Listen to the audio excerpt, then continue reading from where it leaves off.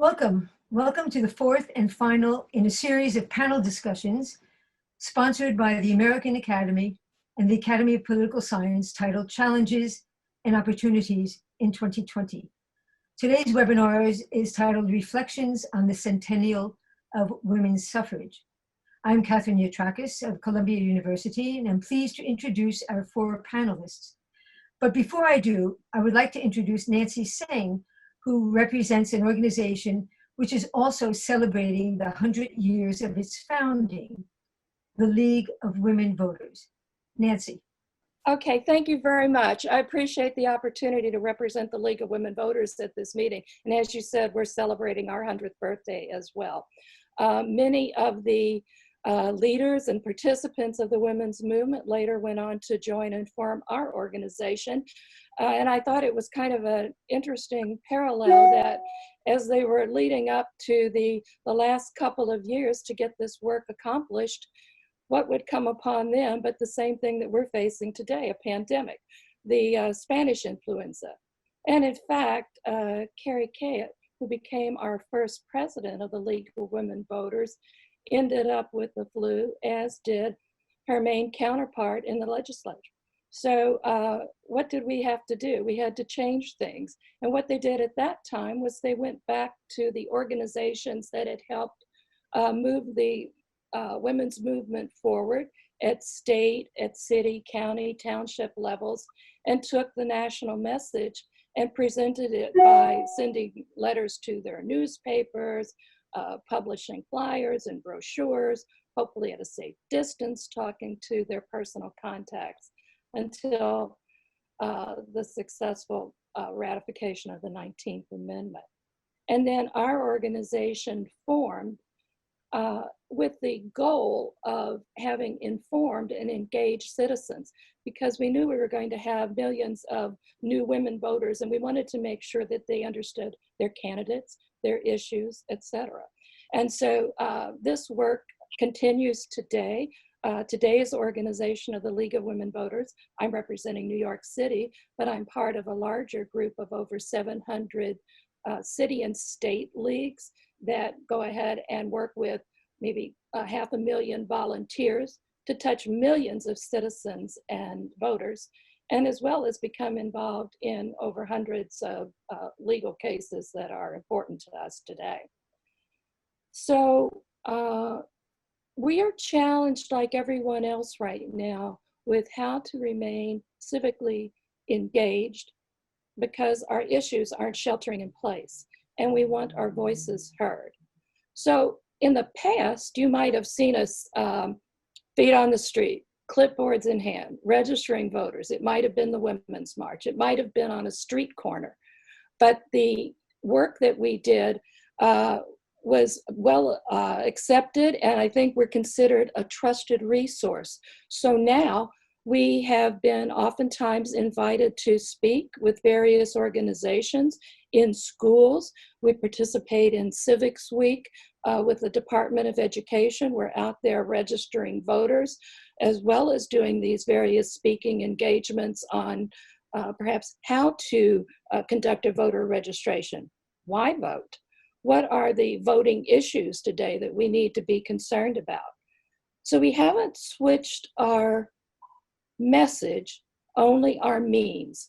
And we're Zooming along with the rest of you, and we're learning more about how to be more effective with social media. And we talk to our legislators at both a local, state, and national level, supporting many issues, not just ones concerned with voting. And it might be the health issues, it might be judicial reforms, a host of things.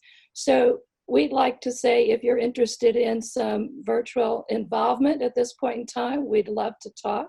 But in the meantime, what I'd like to do is make sure that we remind you that you need to make sure that your Board of Elections information is up to date. So if you choose to vote by absentee ballot, you'll be sent one at your proper address, and not to forget to fill out your census information.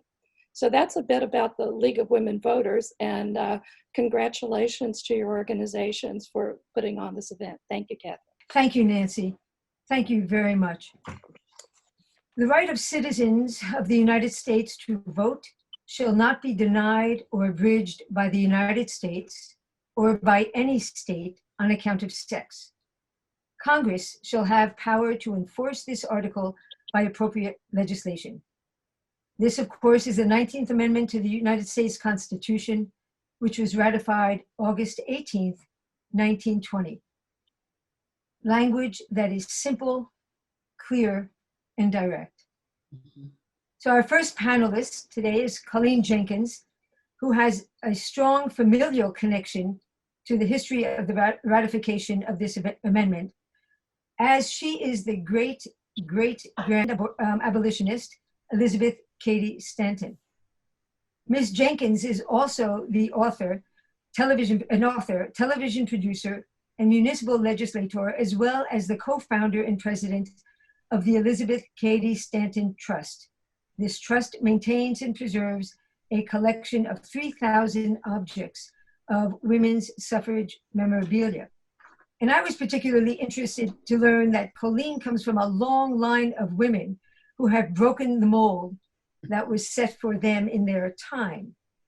Her great-grandmother, Harriet Stanton's daughter, became the chief strategist of the suffrage movement in the state of New York. COLINE's grandmother, Nora Barney, was one of the first women to earn a civil engineering degree in 1905 and was the country's first female civil engineer.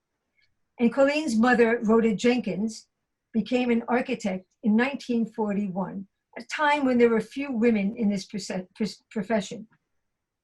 It is not surprising then that in addition to founding the Elizabeth Cady Stanton Trust, COLINE is also the vice president of Monumental Women, a nonprofit organization that is dedicated to erecting the first statue in Central Park of real women, not fictional women, real women, Susan B. Anthony, Sojourner Truth, and of course, Elizabeth Cady Stanton.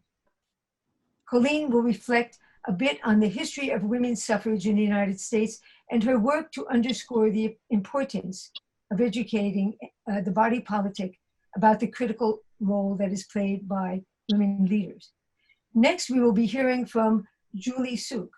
Julie is a professor at CUNY's Graduate Center and a scholar of comparative law and society, where she focuses on women in comparative law. Her main research interests include discrimination and inequality, women, work, and family. She is most known for her recent work on renewed efforts to ratify the Equal Rights Amendment in light of the theory and practice of gender equality provisions in constitutions around the world. Now, Julie's most recent book, which is titled We the Women, The Unstoppable Mothers of the Equal Rights Amendment, which, by the way, can be pre-ordered now on Amazon. It builds on the momentum that is set by our suffragists, such as Elizabeth Cady Stanton, as Julie recounts the 100-year history of women who shaped the ERA. She narrates the arguments of Elizabeth Cady Stanton in congressional suffrage hearing in 1878, as well as Bella Abzug's in the ERA hearings and floor debates in the House in 1971. Julie will reflect on broad visions of women's equality that animated the suffragists, as well as the champions of the ERA, including and beyond the vote. Our next panelist will be Liz Abzug, a lawyer, consultant, very popular professor, lobbyist, and candidate for New York City elective office, and a feminist activist. In short, Liz has been involved in many aspects of political, economic, and urban life. She's also the daughter of Bella Abzug, the first Jewish congresswoman and a fierce and vocal women's rights advocate. And Liz has dedicated herself to creating a living legacy to her mother's work and life, and so founded and is president of the Bella Abzug Leadership Institute, which is committed to inspiring, training, and mentoring young women to become leaders in creative, positive, and economic change. A positive social and economic change, pardon me. In turning girls into leaders, Liz is helping the next generation take on, or we might say grab, that mantle of leadership to realize the full potential of gender equality.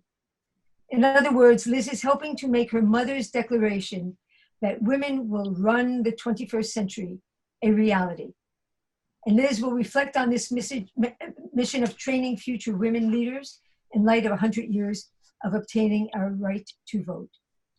And finally, we will hear from Gail Brewer.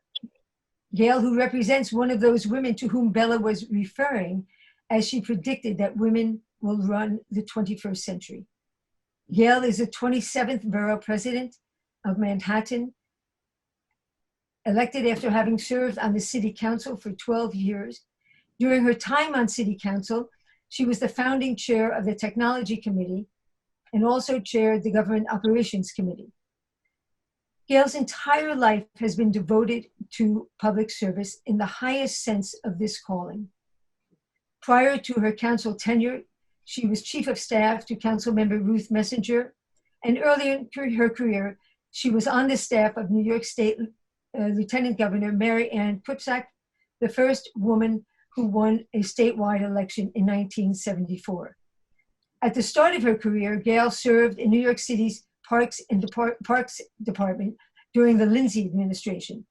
She also was the chair. She also was the New York City Deputy Public Advocate, Director of the city's federal office, the Executive Director of the Mayor's Commission on the Status of Women.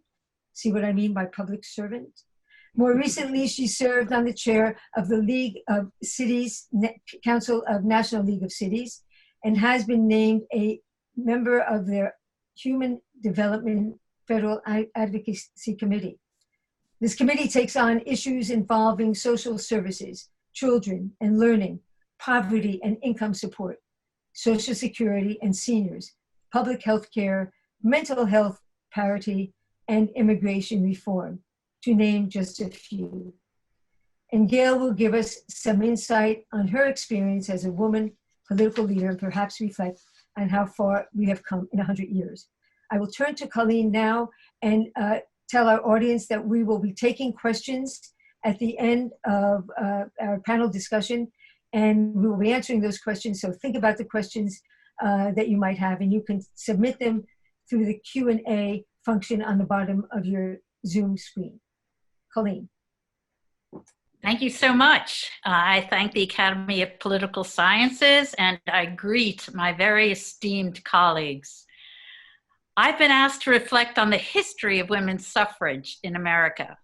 Well, this history spans 72 years. It encompasses an entire nation, and it includes an amendment to the US Constitution. Of course, I'm talking about the 19th Amendment granting all citizens the right to vote. That said, only women in the 1920s did not have federally protected right to vote. Otherwise, it was a patchwork of states' rights. Alas, I'm allotted 10 minutes to cover 72 of history, spanning from 1848, which was the first public demand of elective franchise for women, and the span goes to 1920, when the 19th Amendment is passed. So my method of accomplishing this impossible task is to look through the eyes of my great-great-grandmother, Elizabeth Cady Stanton. To start, in 1815, Elizabeth was born into a soup of law. Her father was a lawyer. He served as a judge in the court down the street from their home. He presided in the New York State Supreme Court and served as a congressman. His law office was attached to the family home, which had law clerks frequently visiting. As well, local townspeople in need of legal advice knocked on the front door, asking to meet with Judge Cady. So firsthand, Elizabeth learned the rights and the wrongs of law. In fact, as a 10-year-old, Elizabeth planned to cut up her father's law books, to remove those nasty paragraphs that made women so distraught. Now, her father said, even if you cut up all my law books, you haven't changed the law, you have to go to Albany. And eventually she grows up and does that as well. Let's continue. At the age of 25, Elizabeth married her abolitionist husband, Henry Brewster Stanton. They honeymooned in London, England at the First World Anti-Slavery Convention. One can assume the World Anti-Slavery Convention would discuss abolition of slavery. But their first order of business was to discuss whether or not female delegates would be allowed to speak. Their decision was no. Women were silenced. Later, both Elizabeth and Lucretia Mott, a delegate to the conference, walked the streets of London and decided that they must address women's rights and wrongs. A few years later, they convened the first Women's Rights Convention in America. That was 1848 in Seneca Falls, New York. Lucretia, Elizabeth, and other women, a small handful of women, met and decided to place an announcement in the county newspaper. Figuring out what to do was a challenge that they said was as hard as inventing a steam engine. They settled on drafting the Declaration of Independence for women. Their document laid out an irrefutable argument that you will recognize. We hold these truths self-evident, that all men and women are created equal. They are endowed by their Creator with certain inalienable rights, among them life, liberty, and pursuit of happiness. The women continued to mimic their forefathers by listing who listed their grievances against the King of England. So too did the women list their grievances against the autocratic rule of men in America. A partial list included, for instance, if married, a woman was civilly dead in the eyes of the law. He took her property, even the wages that she earned. He denied her a thorough education, as colleges were closed to women. The list continued. The most controversial grievance was the right to vote. It was Elizabeth Cady Stanton who demanded elective franchise, the right to vote. Lucretia Mott said, "Thee make us ridiculous," meaning that that is so outlandish that you will undermine our other issues. And as you well know, anybody who's fought cause, there's always a fringe group that is out there and radical. So Elizabeth Cady Stanton introduced this resolution of elective franchise, and she felt the vote is the primary right of citizenship. It is the primary right that women did not have. Otherwise, they would be outsiders continuously. Interestingly, Frederick Douglass at the convention supported Elizabeth Cady's resolution. So, and this resolution was finally adopted. This first women's rights convention in Seneca Falls was a kickoff for other women's rights conventions in the nation, such as Rochester, New York, Worcester, Massachusetts, Akron, Ohio, where Sojourner Truth delivered her famous speech, Cooper Union in New York City, to name a few places.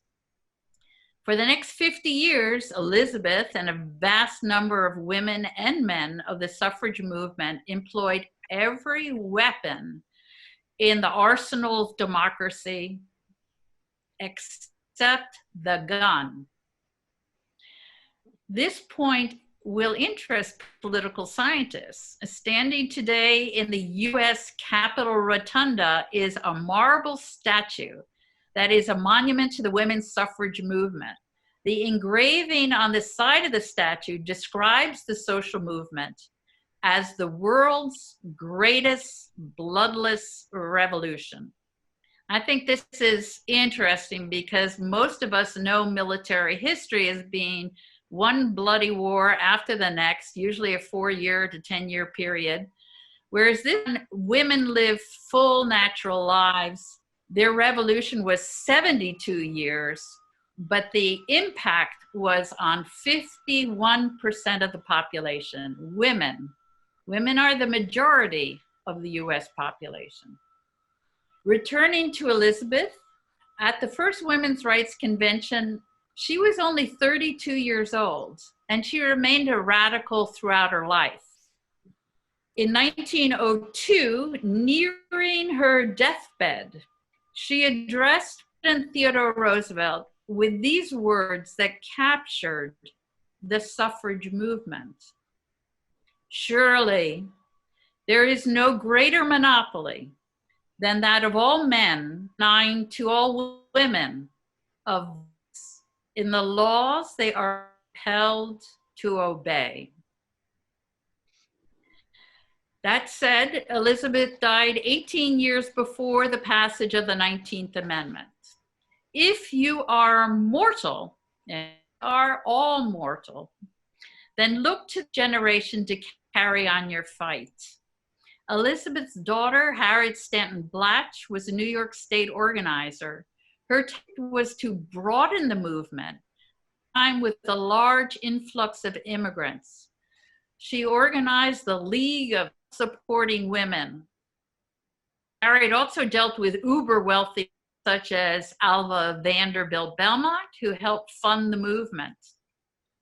Harriet was a part of the resurgence of the suffrage movement in the 19-teens. Here's an example of the activities in New York City. On October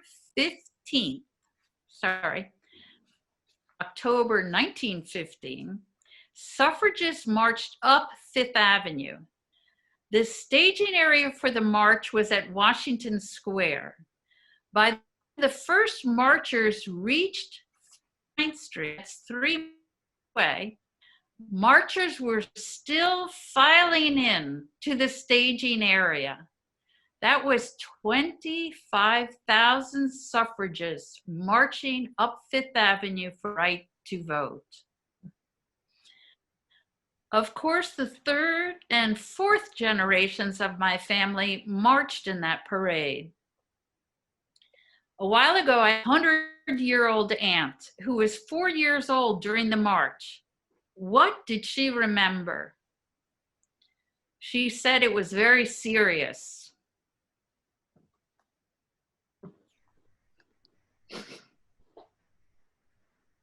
We marched for the cause. Now I've told you family stories that span 2 years, 4 generations. Telling these stories is my vehicle for describing a mass social movement in 10 minutes. For every participant in that mass movement, he or she has their personal stories to tell, all of which is critical to American history.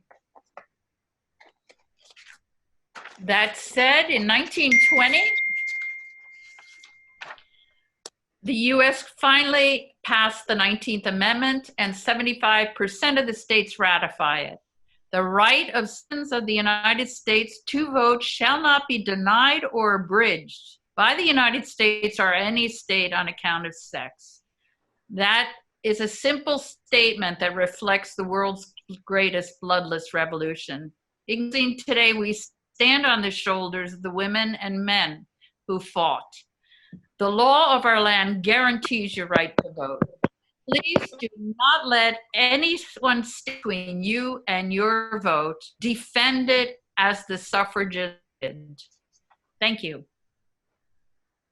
Thank you very much, Colleen, for giving us a little sense of your family history and your connection to it. Now we'd like to turn to Julie Sook, who will bring some of this history even further up to date, perhaps. Julie? Great, thank you so much. I'm really delighted and honored to be on this panel today. I'll be speaking from research that I completed for my book, We the Women, The Unstoppable Mothers of the Equal Rights Amendment, which chronicles the contributions of dozens of women over 100 years to making the Equal Rights Amendment, which has come back into the political hopper in recent years. And I'm especially delighted to share the virtual stage today with the descendants of two of the unstoppable mothers of the Equal Rights Amendment, whose contributions are detailed in my book, among others. Bella Abzug's daughter, Liz Abzug, and Elizabeth Cady Stanton's great-great-granddaughter, COLINE JENKINS. Elizabeth Cady Stanton, of course, was not alive when the ERA was first introduced in 1923. And in fact, she did not even live to see the Suffrage Amendment added to the Constitution, even though it was her life's work. Nonetheless, the Declaration of Sentiments that Elizabeth Cady Stanton wrote in 1848 planted the seeds of the ERA when it declared that all men and women are created equal. That declaration was presented at the first Women's Rights Convention at Seneca Falls, where women demanded not only the right to vote, but also the right to work, to be educated, and to raise one's own children on equal terms with men. Although some progress was made on these issues after women got the vote in 1920, there was still a lot of work to be done, even in 1970, when Bella Abzug spoke at the Women's Strike for Equality in Suffrage. In a big speech at Bryant Park, Abzug demanded equal opportunity for women to work, and also the conditions necessary to support it, including affordable childcare. Shortly after Bella Abzug's leadership in the Women's Strike for Equality, she got elected to Congress that year, where she advocated for the Equal Rights Amendment, along with 11 female colleagues who were also in the House at the time. But Bella Abzug did not live to see the ERA ratified by the final state needed to add it to the Constitution, which only happened in Virginia this year, in January 2020. And now, even with 38 ratifications, the 3/4 of the states required by Article 5 of the Constitution, the ERA still has not been added to the Constitution because of ongoing disagreement and litigation about whether the 7-year ratification deadline on the ERA should be enforced. The stories of Elizabeth Cady Stanton and Bella Abzug and many other women who make up the ERA's rich history highlight an important point about women in politics and women's rights. The time takes for women to change the Constitution. The Women's Suffrage Amendment took over 70 years, and its founding mothers did not live to see it enacted. The ERA was introduced almost a century ago, was adopted 50 years ago, and it's still a work in progress. It's really hard to get the right to vote without the right to vote. It's hard to get equal rights without equal rights, and certainly without equal power. And that's what I want to talk about in the remainder of my remarks. The House of Representatives this year, in February 2020, voted to remove the deadline on the ratification of the ERA. And this is the year, 2020, when a global public health crisis has really laid bare the nation's dependence on women's unpaid care work within the home and women's undercompensated essential work outside of the home. The ERA could actually engender and anchor long-needed public solutions to these inequalities. But the Trump administration and other opponents insist that the ERA expired and is dead, and that nothing can be done about it. And meanwhile, some of us may be familiar with the new TV miniseries, Mrs. America, which dramatizes the ERA's death at the hands of conservative icon Phyllis Schlafly, who rejected equal rights on behalf of mothers and homemakers. She's often treated as the villain that feminists love to hate. In fact, last week's episode culminated in feminist icon Betty Friedan publicly declaring that she wanted to burn Schlafly at the stake. This narrative of women fighting each other and killing the fight for equal rights, and particularly the ERA, that narrative masks a more pernicious dynamic that threatens the health of our democracy today. Before Schlafly even entered the ERA scene, the ERA was actually poisoned by a few powerful men in Congress who insisted on that 7-year time limit on the ERA's ratification. None of the amendments that we have in the US Constitution that expanded we the people, that includes the 13th Amendment, which ended slavery, the 14th Amendment, which guaranteed equal protection of the laws, the 15th Amendment, which guaranteed the right to vote not abridged on account of sex, and yes, the 19th Amendment, the right to vote not abridged on account of sex. None of these amendments had deadlines on ratification, and for good reason. Getting included when you're not included means persuading people who benefit from your exclusion, and that's what takes decades and generations. When the Women's Suffrage Amendment was actually first introduced in Congress, it was 30 years after Seneca Falls. 1878, the amendment was first proposed in Congress, and Elizabeth Cady Stanton read the Constitution's preamble when she testified about the amendment. We, the people of the United States, to form a more perfect union. And then she asked, does anyone pretend to say that men alone constitute races and peoples? 40 years later, after that, women still did not have the vote.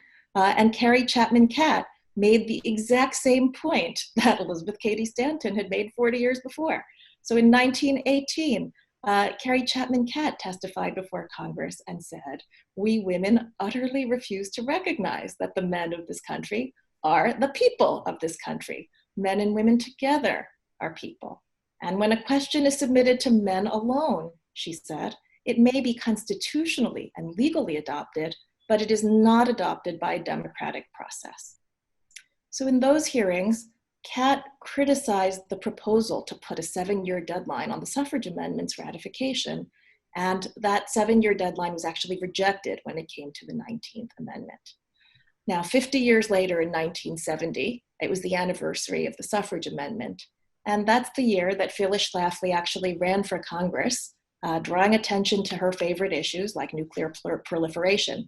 And she actually lost to a man who said that she should just stay home with her husband and 6 kids. There were actually only 10 women in the House and 1 woman in the Senate in 1970. And for over a decade, the House Judiciary Committee's chairman, Emanuel Seller, had blocked the ERA from reaching the floor for a debate or a vote in the House, despite growing support for an equal rights amendment. Congresswoman Martha Griffiths from Michigan actually had to use a discharge petition to get the ERA debated by the full House. And once Griffiths actually got the ERA to the floor, the House voted by a 96% majority to adopt it with no ratification deadline in 1970. But then the ERA proceeded to the Senate, and there, a Southern segregationist senator, Sam Ervin, proposed that 7-year deadline on ratification. By changing the House's ERA bill under the guise of improving it, the skeptics could paralyze the ERA without taking the political heat for opposing women's rights. The end of the congressional session was coming, and there would be absolutely no time to reconcile any differences between the House and Senate ERA bills. So Senator Ervin had actually filibustered the Civil Rights Act of 1964. That's the law that prohibited race and sex discrimination in employment. With the ERA, the opponents, and there was just a handful of them in the Senate, they could drone on and on about inserting the 7-year deadline, and then they wanted also a provision allowing Congress to exempt women from the draft. And then other senators tacked on a totally unrelated constitutional right to school prayer in the ERA bill. And those changes were enough to just send the ERA to the legislative graveyard on the 50th anniversary of women's suffrage. And so in the year that the ERA actually succeeded, the session that began in 1971, Martha Griffiths actually opened, when she reintroduced the ERA, to try to soften the most aggressive opponents So she actually included that 7-year deadline this time. It didn't really work anyway, because the men who insisted on the deadline, Emanuel Seller in the House and Sam Ervin in the Senate, voted against the ERA, even with their deadline in the bill. And nonetheless, over voted to an ERA in March 1972.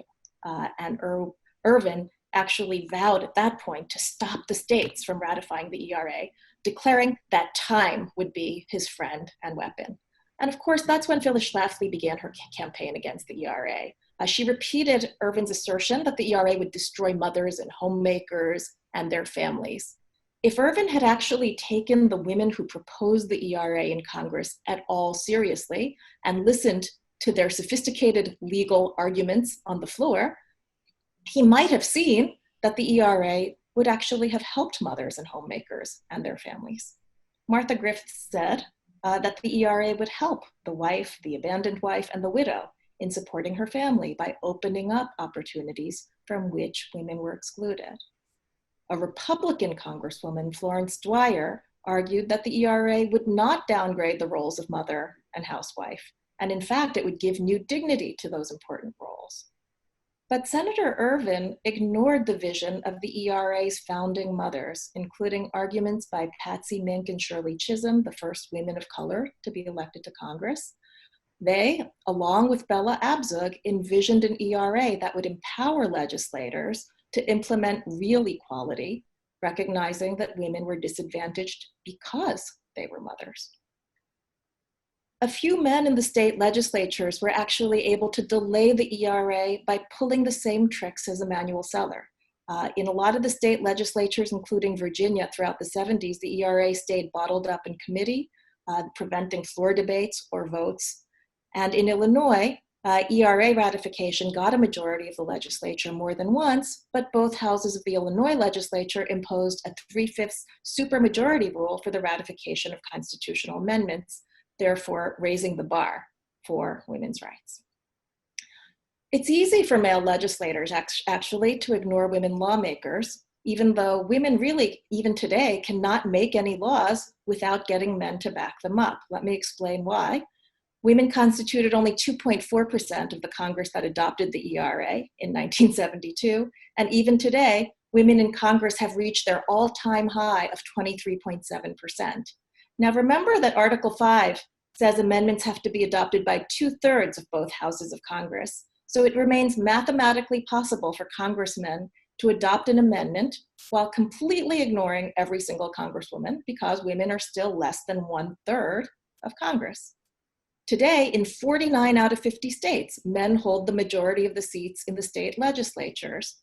Article 5 requires 3/4 of state legislatures to ratify amendments. So again, male legislators could actually go and adopt and ratify a constitutional amendment without even trying to persuade a single female colleague. By contrast, because of the numbers, women lawmakers would never be able to get anything passed, let alone a constitutional amendment, without men's support. Meanwhile, male lawmakers have taken advantage of the implicit power to threaten a filibuster in the Senate, their seniority on powerful committees in Congress and state legislatures, the discretion to impose ratification deadlines and supermajority rules, all of these levers to make it harder to amend the Constitution beyond what's prescribed in Article 5. And men have been deploying all these institutional levers to stop the ERA for 50 years. So I want to end by pointing out that the Equal Rights Amendment is really the only amendment that has been ratified by 3/4 of the states without being added to the Constitution on the grounds that it's too late because of a ratification deadline. That deadline can easily be removed if the senators currently in power choose to move that bipartisan resolution forward. And even though polls show that 3/4 of Americans support the ERA, Senate Majority Leader Mitch McConnell has stated that he is personally not a supporter. He, of course, exercises tremendous power over all the levers that we've discussed. So instead of blaming Phyllis Schlafly or the disagreements between women for the United States' lack of an ERA, it's time for us to put the spotlight on the processes of constitutional change. The best way to do that, bloodlessly, as Colleen notes, is to change who exerts power within these processes. And that means going from votes for women in the 1920s to vote for women in the 2020s. Thank you. Thank you very much, Julie. Here I was feeling kind of very optimistic in a sense when Colleen spoke, talking about the early leaders in this movement. And then Julie, as you recounted the ERA and all the battles and structures and opponents, it's been less than optimistic, let's put it that way, though there is work to do. And carrying on some of this work, or engaging in some of this important work, I think is Liz Abzug, carrying on her mother's life's work. And she will be our next speaker. First of all, I'd like to thank Bob Shapiro, Professor Catherine, and Dean Catherine Yatrakis, and Colleen for giving us the context, first off, of the history of how we got to where we are, and some of the foremothers, the great foremothers of our history. And Julie, I feel like I took a course in ERA just there, and it was an amazing presentation of both the context, the history, and where we are today and what is needed.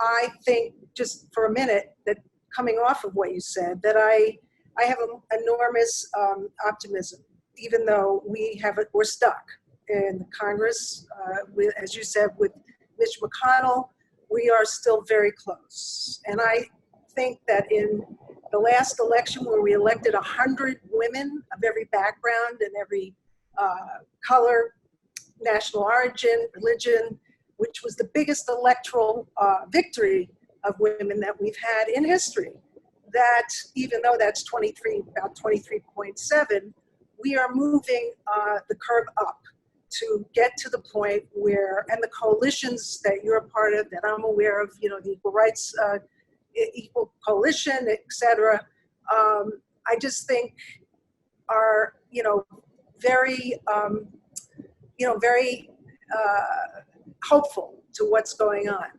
Where we are in terms of creating what I did to create the Bell Abzug Leadership Institute, which trains young women in leadership, debate, public discourse, contemporary public issues, really public policy forum and parliamentary debate, was to make a living legacy to my mother, to bring the next generation of leadership, to pass the mantle, if you will, to the next generation of leadership, to help them and to inspire them, and it's the current and next generation of leadership, to finish our unfinished business, such as the Equal Rights Amendment.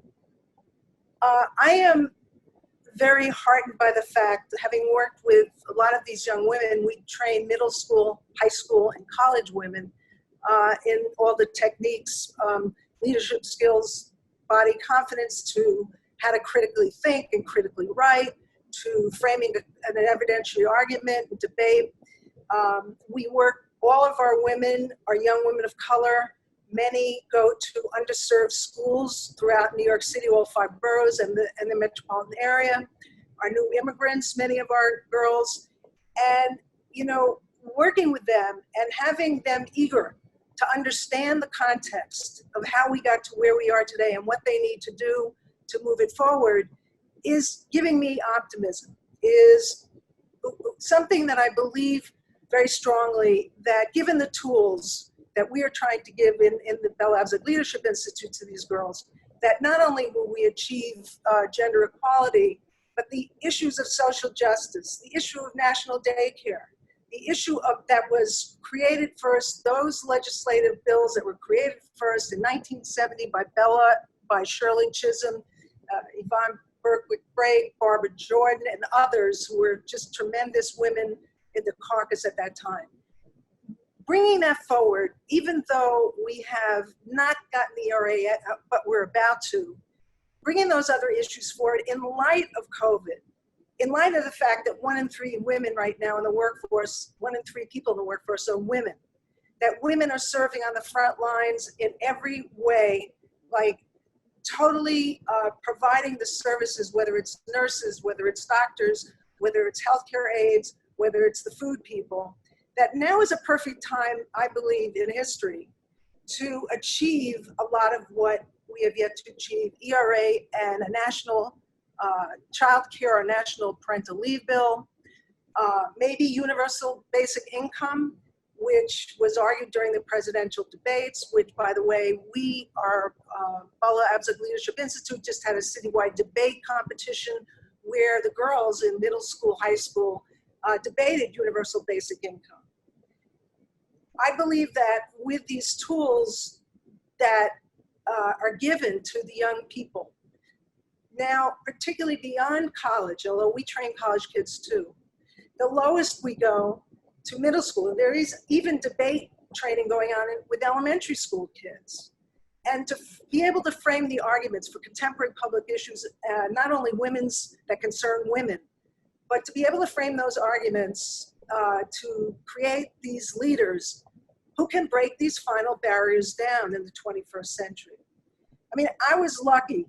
I was at the broadside of the second wave movement, feminist movement, the second wave, the civil rights movement, the anti-nuclear movement, the gay rights movement, watching my mother, of course, who was an amazing strategist and legislator and lawyer and organizer, pull together many of the actual events that occurred that brought us to where we are today, notwithstanding Phyllis Schlafly, by the way, who created a tremendous opposition against our side, you know, the pro-choice side, the pro-equality side.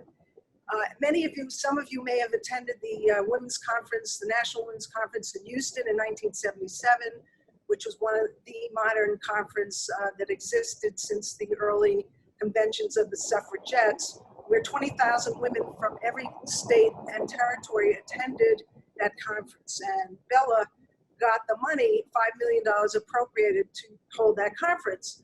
But the interesting thing about that is that they created a 25-point platform of action.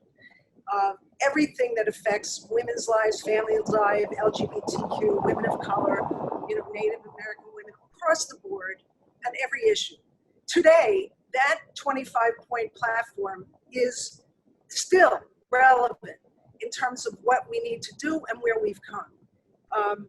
I think that when you think about all the international countries that have had women prime ministers or presidents, the fact that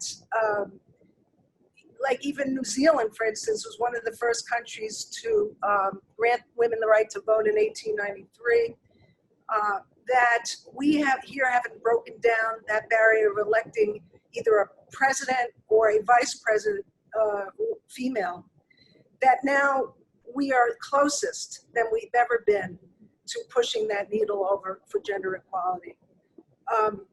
That is the passion, and that is the goal and the objectives of the Bella Abzug Leadership Institute, to train these young women with the tools, skills, the sentiment in public justice, social justice areas, contemporary issues, where they'll be knowledgeable about the issues, knowledgeable about what they have to fight and advocate for, knowledgeable about how they craft and try to help legislate, how to create legislation to change these issues, and to give them a sense of excitement, to bring back that there's not this sense of dread, or there's not this sense of apathy, that they can relate the issues of gender equality to their own lives and in their own communities.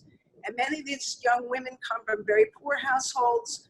Many of them are first-generation immigrants. Many of them come from strict religious households where the women are not allowed to participate, you know, as full citizens in many of the, particularly in many of the Muslim households. And these girls have to break through that barrier. So these girls, these young women, are going to be the people that are going to craft and bring our movement up to where it needs to be, I believe.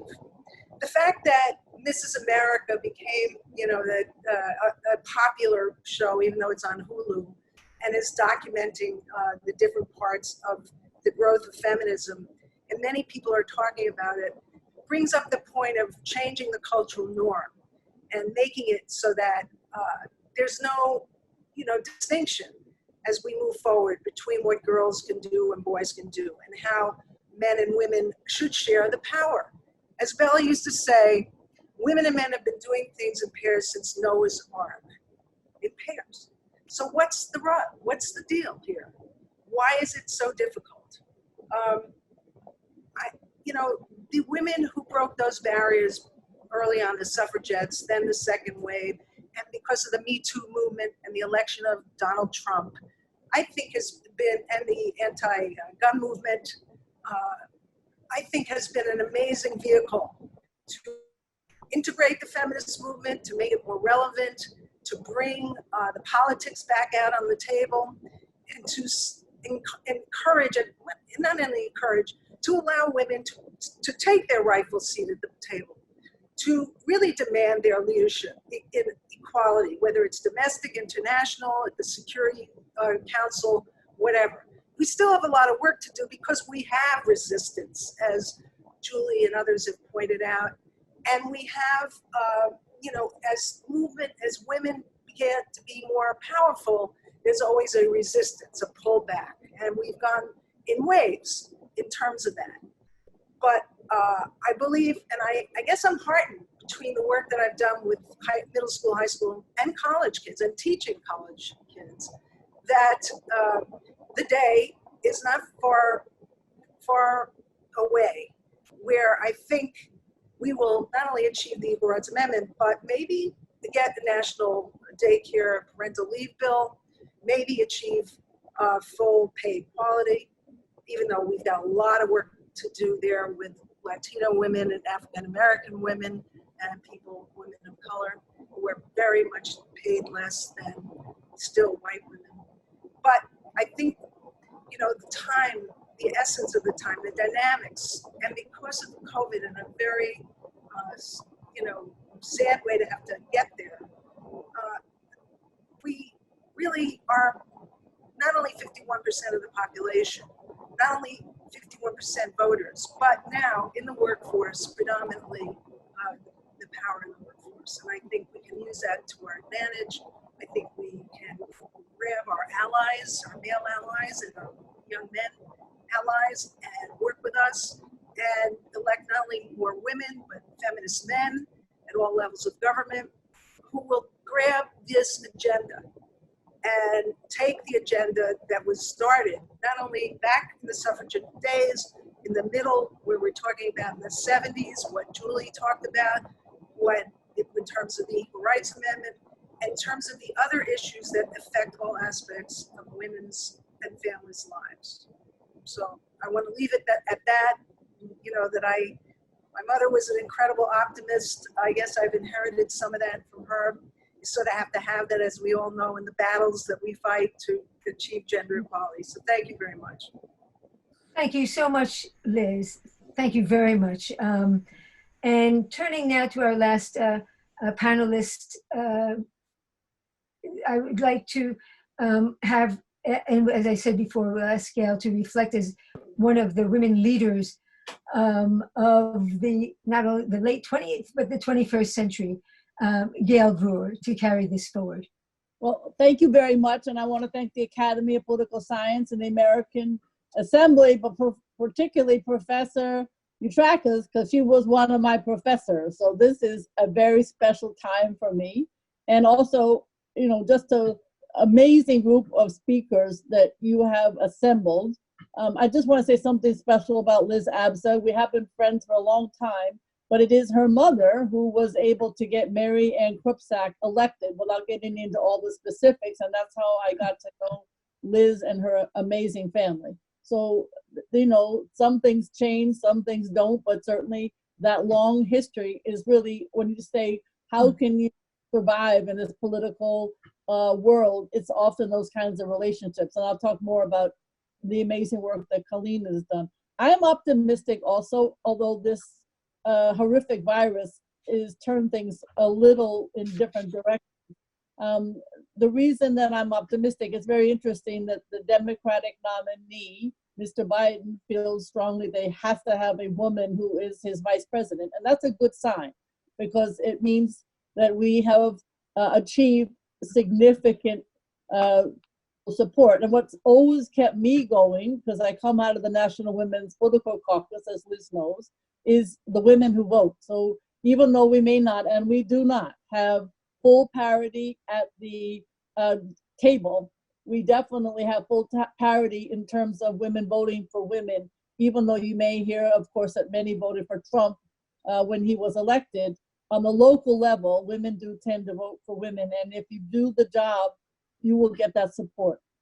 I also am optimistic for another reason, which is the legislation that is being passed, the ERA, and certainly Julie did a great job of describing that, but locally, things like paid sick days, which was my bill, and the paid family leave and Family and Medical Leave Act being paid, and hopefully child care workers getting paid what they should get paid, and so on and so forth, figuring out how to do family and work and do it in a way that is absolutely where we deserve to be, is still one of the points of the National Women's Political Caucus years ago, but still is getting there, slowly but surely. It's a very long haul. It is interesting to me, having, we've all been through this coronavirus for the last month or so, and a couple of things have become evident. One is the split, I must admit, in women, those who are on the front line and those who are able to stay home. And that's something that we're going to have to deal with, because that has not put in plain, I think. We're very supportive of those of us who are able to stay home, of those who are on the front line, but we can never forget that they did that. Yes, they're all heroes, but we have to come to terms with it, and they are not exclusively women of color, but many are. And so that comes up a lot in my work, and I want to just mention it. The other thing that's interesting is people are home, and according to the press, and I think this is correct, some duties that you didn't know you were having to do crop up. I have many friends who are teachers, and they have children at home who need to be taught, and there's another partner, husband or partner in the apartment. And the question is, who does what under all these circumstances? Who goes to the grocery store? Who does the cleaning? Who does the chores? And I think that's also going to be something that after we hopefully come out of this god-awful distancing and go back to work with hopefully good health as our primary focus, all of these issues are going to keep coming up. And I think, but picking up on what Liz said and what others have said, there may be other support for legislation that has been darn hard to do at a national level because of what we have experienced in this god-awful virus, the issue of healthcare being one of them. There's a women's and a men's issue, but it is absolutely not equal, and it's another way that we have to focus. So the other thing I want to mention is to thank COLINE. And when we've been through the mill, hell, or whatever you want to call it, to get this amazing statue in Central Park, which Catherine Eutakis mentioned when she introduced us. And this particular statue was not always, oh, this is a great thing. When we started out maybe 5 years ago, I was still in the city council, I think. I can't even remember, it was so long ago. And maybe I had just become borough president. But in any case, the Parks Department, the Central Park Conservancy, and everybody else you can think of thought it was a terrible idea. We cannot have any more statues of anybody in Central Park. And we don't really care that there are no statues of real women in Central Park. And to the credit of COLINE and Pam, Elam, and others who are part of Monumental Women, they absolutely insist that it be in the right place in the park. So long story short, after 5 years, now everybody thinks it's a great idea, and we're all going to be there on August 26th, no matter what, socially distancing ourselves or not. But the reason I say that is it is a great monument to the 100 years, because it's something that people can get educated around, just like many of us go to Eleanor Roosevelt in Riverside Park on her birthday and remember and read some of what the wonderful words that she wrote. It is nice and important, and it will be an educational vehicle to talk about some of the amazing discussion that has taken place today. So without talking a lot about this statue, it's an example of women making it happen. Because without the monumental women, there would be no statue, and it certainly has been a challenge. The other thing I want to mention, I thought it was when you mentioned, Julie, Manny Seller, I couldn't help but laugh because obviously Elizabeth Holtzman beat him. And I think one of the reasons she beat him, and then of course has gone on to have other offices and be an amazing leader to this day, may I add. I mean, she's on not miss a step in terms of issues that she brings to the fore as an attorney, as a woman, as a leader, as a former elected official, as a spokesperson on television, etc. Well, I think it was his lousy votes that obviously helped her win that election. And I think in general, some of these men who think they can get away with being anti-everything, because often when they don't like us having leadership, they don't like people of color, they don't like the people who support gun control, etc. And they certainly don't like people who believe in a woman's choice in terms of her body. So the list is endless. And those are the people who hopefully will get beaten by those of us who have a whole different perspective.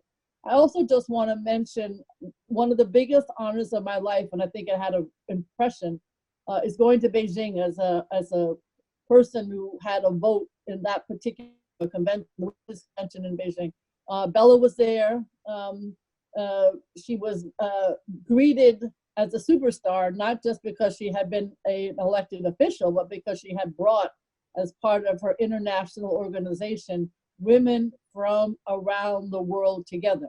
And I think actually, I don't know this for a fact, but many of the women who rose in countries all around the world have been trained by Bella.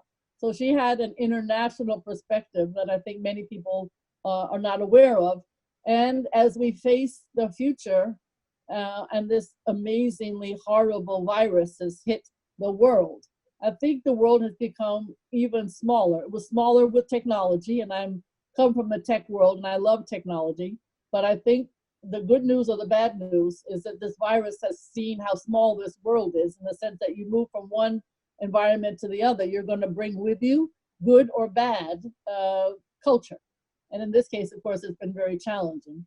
So it is, it's interesting because I too teach at Hunter, in addition to being the borough president. I teach with Ruth Messinger, and we actually had a class virtually this morning.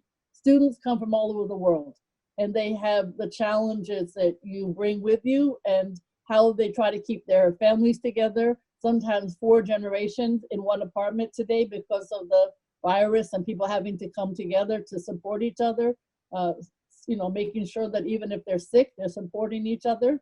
And it's an example, I think, of another aspect of what in New York and everywhere where the world is smaller, because thank God, despite our horrible president, we have this fascinating and important influx of immigrants from all over the world. It's the only way we survive. Without them, I don't know what he's talking about. None of us do. So I think Beijing actually had an important, just meeting people from around the world. That was my first experience in the early 90s. And I think that is now come to roost in the sense that that is how we need to move. And women in particular flourish. I know that some of them as young women, and Liz knows better than I from her amazing work at Bali, but they certainly flourish when they're given the opportunity as she gives them, and as I try in my small part, both as teaching, and then I have, as everybody knows, a gazillion interns who come from many of the CUNY campuses. I would say, because I know one of your questions was, not only what sharing some thoughts of women in politics and leadership and women's suffrage 100 years later. I think we have a big challenge in terms of explaining the last 100 years and how it's going to help us in the next 100 years. Despite the work that Liz does and COLINE and you and Julie do as teaching college students, history with this diverse community for women is hard to describe. And I do think that, in some cases, the people just don't know the history and how it's going to change us for the future. But when they see it's personal and they see that their own, they can't take days off, or there are challenges in terms of getting to be even partner in a law firm because you have taken time off to raise your family, or there are so many issues in which you're not making the same amount of money. And we have to make the future, I think, something very special and specific to their needs. And it takes leadership. I don't know if we're ever going to be 50% of the Senate and Congress and the City Council and all across the pipeline of the state assemblies and state senates. It makes a huge difference when you have women who are close to that 50%. I think there are only a couple of legislators in the country that are at that number. Leadership is personal. It's very interesting. If people have a personal issue or somebody brings you a personal issue as an elected official, you tend to go with that, or if you experience it. And if the guys don't experience some of the challenges we have raising kids or having healthcare issues, etc., we're not going to get there. I remember Bella, never forget this, and I use it all the time, Liz. She pointed out that breast cancer was not in any trial in terms of cancer. And so what did she do to her credit? She went to the Department of Defense and got some money and then got trials going on breast cancer because she knew people and she knew women and they were not getting the same kind of support. So I think we need women in office specifically to have that kind of personal understanding of what our concerns are. I will say, however, that sometimes women in office don't always get along. You heard about the Shafley, that's more of a policy difference. But even sometimes those of us in the same sex don't always get along. But what we do is bring these issues to the fore because we have experienced them. And I want to say something that I've discovered in the last gazillion years. When women are appointed, which is equally important, we talk about women getting elected, but having women to be head of the transportation or head of the technology or head of, any kind of an agency, that's huge. And I always find, as much as I enjoy working with the men, they tend to group together. But when you have women who are appointed to positions, it helps so much in trying to get the agenda that I care about across the finishing line. And that's a sort of a subtle topic that doesn't get discussed much, but it is discussed about where are the women on the boards of these major companies that are so much in control of our lives, even though we might know it. God knows the big ones, are very, very clear that they have a huge say about what goes on in our country. So I would say the women appointed, from my perspective, thank goodness for them, because I am able to get some issues addressed that I might not otherwise, because we're just not going to be considered in the same way. So I just want to congratulate, I know we're kind of tight on time, but I do want to congratulate everybody who has brought up these issues. Of course, civics in the schools is not, it's not as bad as what people say. In other words, they say there's no civics in the public schools. That's not true. Groups like Generation X and others are doing civics in the schools, but it is not nearly enough. It's not mandated. If you ask young people, except for the Bali wonderful youth, I don't know if they know that this was the 100th year anniversary, and it's also the 100 years of the Harlem Renaissance, and of course the League of Women Voters. But we have a huge task ahead of us, be it civics, be it organizing. I am very excited about young people. I have a whole class. They are all Bernie people. You can't, hopefully they're going to vote for another candidate because we have to get rid of the one in the White House. But they feel very excited to have been part of something. The ones in my class are all very upset that, Bernie Sanders is not the candidate. But the fact of the matter is they all got involved because of his election. And I hope that they will get involved with the future. And I hope that the vice president picks a candidate for his vice presidency that is somebody that young people want to participate in the election of, because obviously, there's a silver lining to having a president like this in the sense that it has galvanized to show us where the holes are for our future. At least that's how I look at it. On the other hand, it has not put us. We were stuck with Mitch when we could have had a different person there. It sounds like it was the same, many years ago. We haven't gotten very far. When you listen to him talk, it really sounds like we haven't gotten very far. But the challenge of working together to fight this amazingly backward Washington, it puts, it's a positive thing in the sense we've had a silver lining. I will never forget the Women's March right after the president was elected. That was one of the highlights, kind of like Beijing for me, because of the excitement and the organizing and the way in which it was organized. It was spontaneous, exciting, national. And so things like that really give you a great sense of hope, as Liz indicated. So I am excited to be here. I want to thank you. We don't get to talk about these issues much, so it's exciting to do that today. And I certainly thank Susan B. and Elizabeth, Cady, and Sojourner Truth for all of their efforts. Thank you. Thank you very much. Thank you very much, Gail. We have just a few minutes left, but several questions that I think we might be able to touch on, and some for each of you. We hear from Gail, and which I'm pleased about, and Liz, that they're very optimistic. Julie, I'll ask you first, and then COLINE. Are you optimistic about the future, especially given your work, Julie, on all the trials and tribulations of the ERA? And unmute yourself. So I am actually optimistic. I did not mean for my remarks to be discouraging, but I do think it's up to us, really, what happens in the future. I mean, there are reasons to be optimistic if people are going to be motivated to make change. And I think that the history shows that there are always people who don't want change and will resist it. And so that it takes some extra effort. But based on everything I'm seeing, I think the energy is there. And I think, and I'm hopeful for the future. So one of our questioners has asked how we as citizens might assist in getting the ERA passed in Congress. For Julie. May I answer that in a different way? Sure, sure. My mother, the architect, said there's always many ways to skin a cat.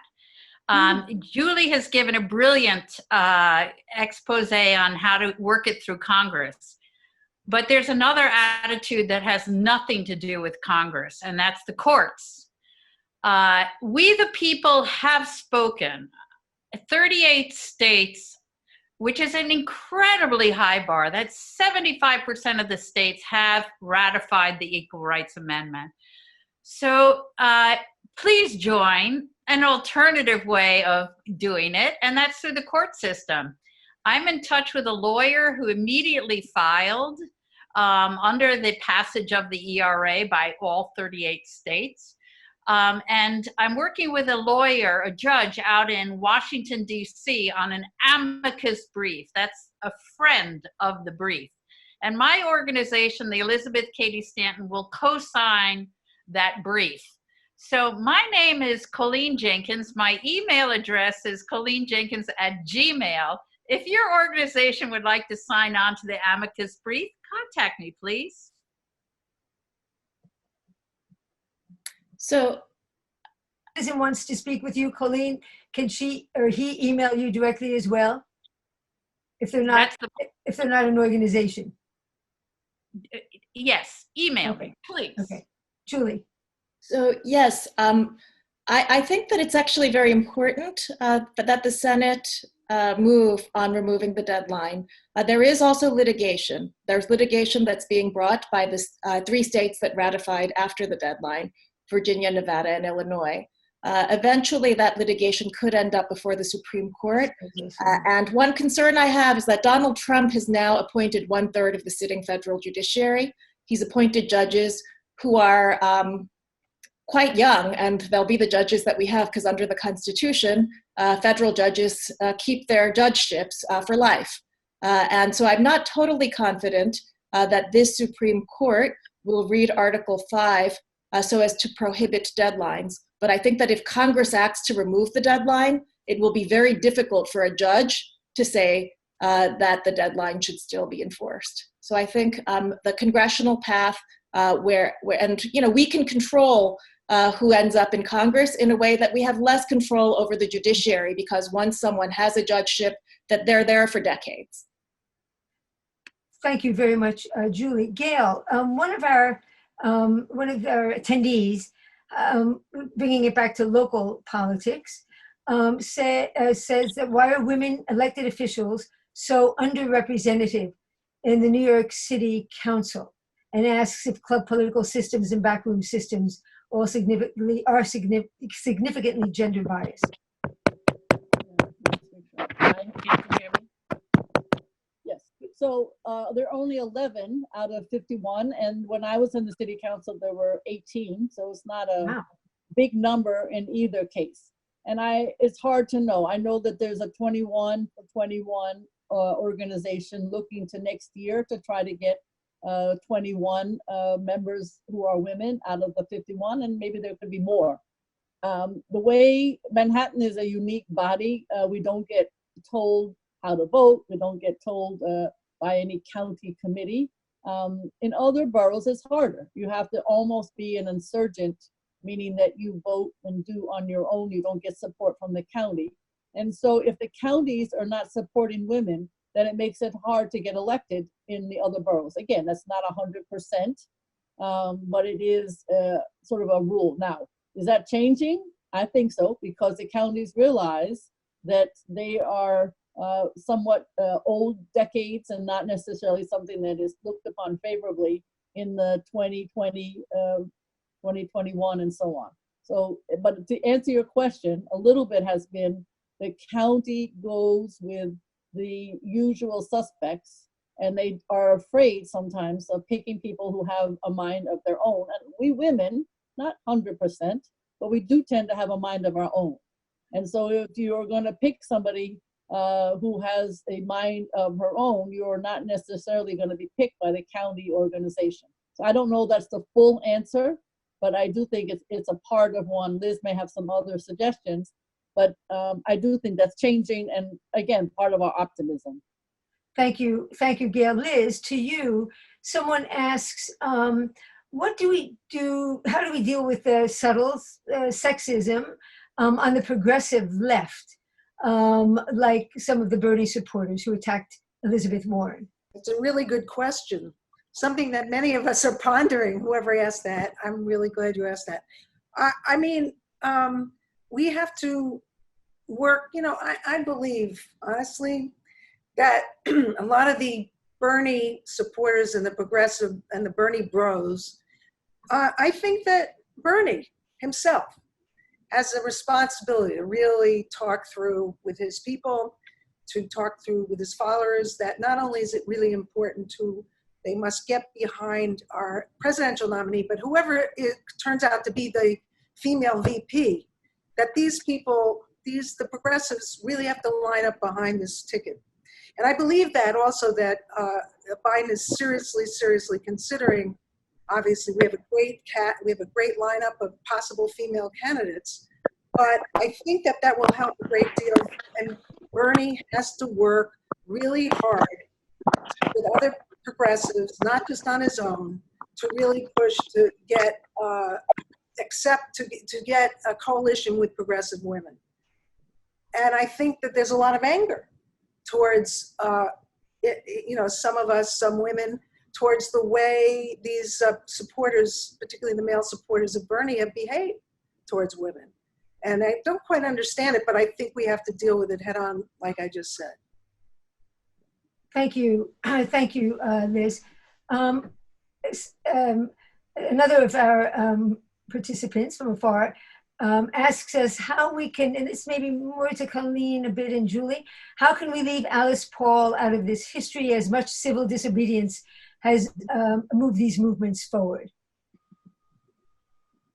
There's no way you can leave Alice Paul out, because actually she bridges two amendments, the 19th, and I call it the 28th Amendment. I don't call it the Equal Rights Amendment anymore. I call it the 28th Amendment.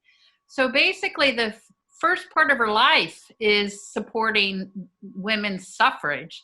And the second part of her life is working for the Equal Rights Amendment. So I deeply admire her. So, of course, Alice Paul is a very important part of the stories of both the Suffrage Amendment and the Equal Rights Amendment. And I think she was a very complicated figure. She's often credited for drafting the ERA when the National Women's Party, including lawyers like Crystal Eastman, worked on the ERA with Alice Paul. And I think particularly in the year of the suffrage centennial, there has been some attention brought to Alice Paul's racial politics. And I think that's something that's complicated because all of the heroes of any movement live in a particular time and are human.